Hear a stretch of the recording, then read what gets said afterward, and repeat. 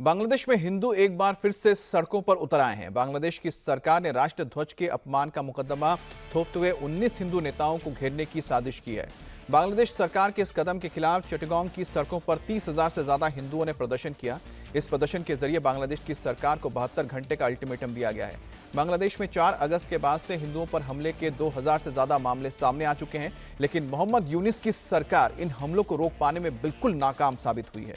कट्टरपंथियों को बढ़ावा देने के लिए बांग्लादेश की मौजूदा सरकार की इस वक्त पूरी दुनिया में आलोचना भी हो रही है।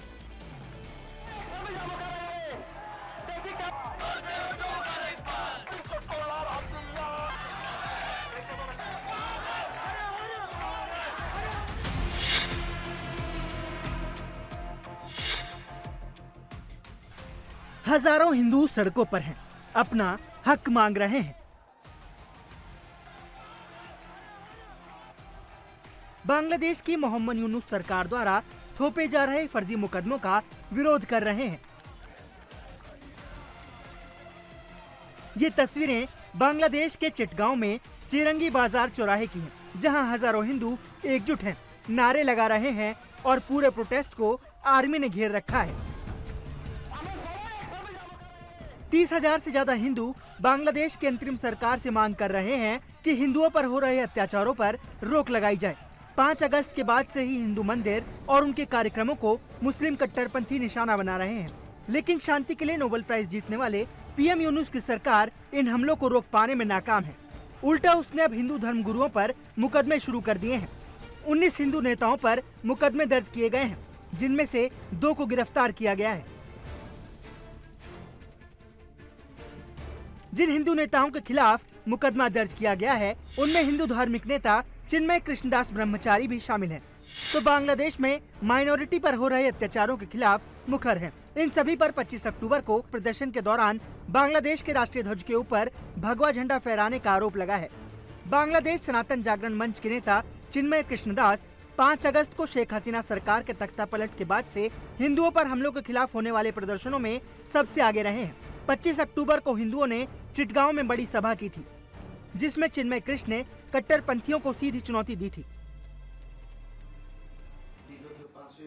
5 अगस्त के बाद हुए आंदोलनों में हमने अल्पसंख्यकों की सुरक्षा और देश में जल्द स्थिरता बहाल करने की मांग की। हमने दूसरे धर्म गुरुओं के साथ मिलकर सनातनियों और अन्य अल्पसंख्यकों की जान माल की हिफाजत और उनके अधिकारों की सुरक्षा की मांग की थी। यह आंदोलन किसी देश, सरकार या राजनीतिक पार्टी के खिलाफ नहीं था। हम सिर्फ सनातनियों की रक्षा की मांग कर रहे थे।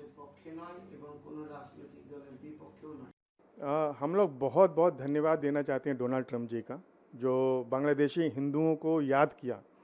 हम देख रहे हैं कि लास्ट 70-80 दिनों से जो नरसंहार चल रहा है, मैं अभी अक्टूबर का मैं रिपोर्ट पढ़ रहा था बांग्लादेश का ही, जहाँ पर वहाँ के महिला आयोग बता रही है कि सिर्फ अक्टूबर महीने में 44 माइनॉरिटीज़ हिंदूज़ औरतों का बलात्कार हुआ, जिसमें से कुछ लोग की हत्या भी हो गई, और 30 जो लड़कियाँ थीं वो अल्प वर्ष की लड़कियाँ थीं, वो लोग एडल्ट भी नहीं थे।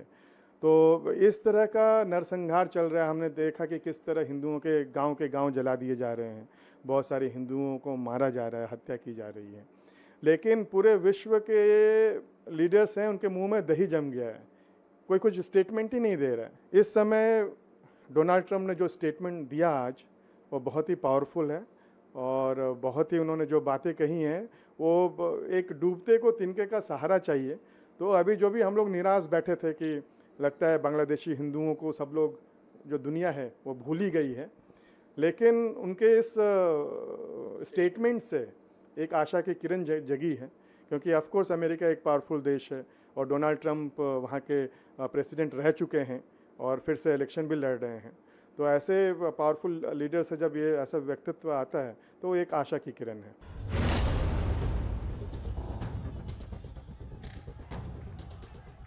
हिंदू संगठनों ने इस प्रदर्शन के जरिए बांग्लादेश की सरकार को 72 घंटे का वक्त दिया है।